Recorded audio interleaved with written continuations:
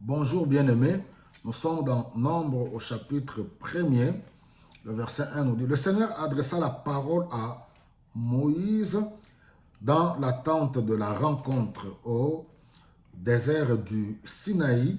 C'est le premier jour du mois, du deuxième mois, l'année après celle où les Israélites quittèrent l'Égypte. Alors, j'aimerais aborder pour un moment ce sujet sur le pourquoi du désert divin, ou en d'autres termes, comment comprendre le désert divin. Cela est très important. Voilà ce peuple qui est sorti de l'Égypte, de l'esclavagisme de plus de 432 ans, donc plus de 4 siècles.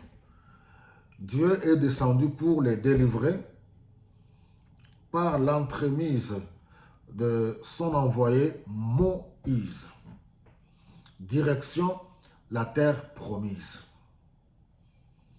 Alors, selon les commentateurs et selon les experts, ils disent que la marche qu'ils auraient dû effectuer pour arriver en Canaan pouvait ne fût-ce que prendre quelques jours. Mais qu'est-ce qui a fait que ce peuple est resté pendant 40 ans dans le désert? N'oubliez pas, nous devons comprendre que l'histoire du peuple d'Israël est comparable à la nôtre en tant que chrétien, de la même manière que Israël était esclave en Égypte. L'Égypte est l'image du monde. Pharaon, l'image de Satan.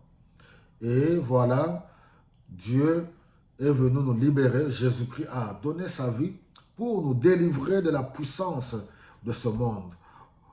Là où nous étions esclaves au péché dans le monde, esclaves du diable. Alors maintenant, nous commençons une nouvelle vie.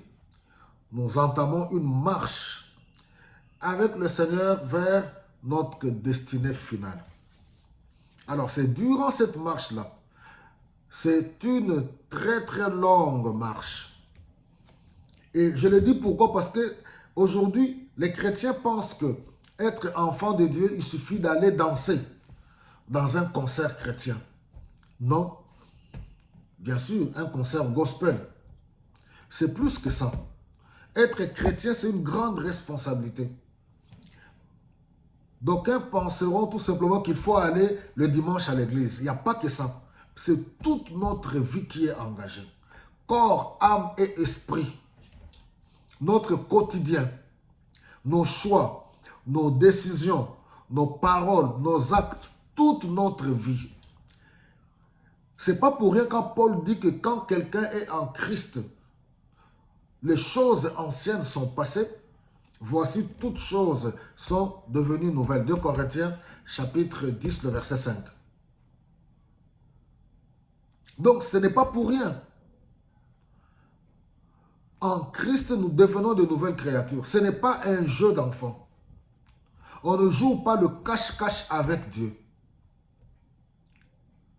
Donc, il faudra que nous puissions sortir de la religiosité, pensant que marcher avec Dieu, sont des rites liés à notre appartenance d'une obédience religieuse quelconque.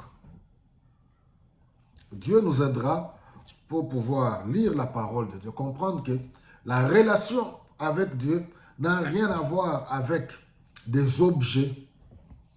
Ce n'est pas pour rien. Dans Jean chapitre 4, lors de la conversation avec le Seigneur Jésus-Christ et la femme samaritaine, quand il dit que l'heure vient, et l'heure est déjà venue, où le Père attend des vrais adorateurs, ceux qui doivent l'adorer en esprit et en vérité. Ce n'est pas des lieux, un endroit quelconque dit saint où nous devons aller pour toucher Dieu. Dieu se trouve partout. Nous avons des promesses. Quiconque invoque le nom du Seigneur Le Seigneur leur répond, là où 2 ou 3 sont réunis à mon nom, Matthieu chapitre 18, verset 18 jusqu'à 20.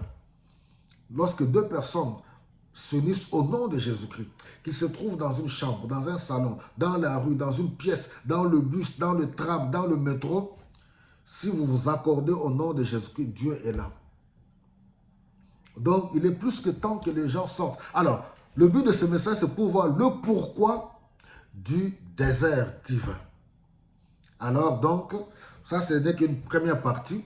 On ira petit à petit, selon ce que l'Esprit de Dieu nous conduira, nous guidera pour l'édification du corps de Christ. N'oubliez pas, ce que j'ai fait ici, c'est nous édifier. Osée chapitre 4, le verset 6 nous dit « Mon peuple périt faute de connaissance ».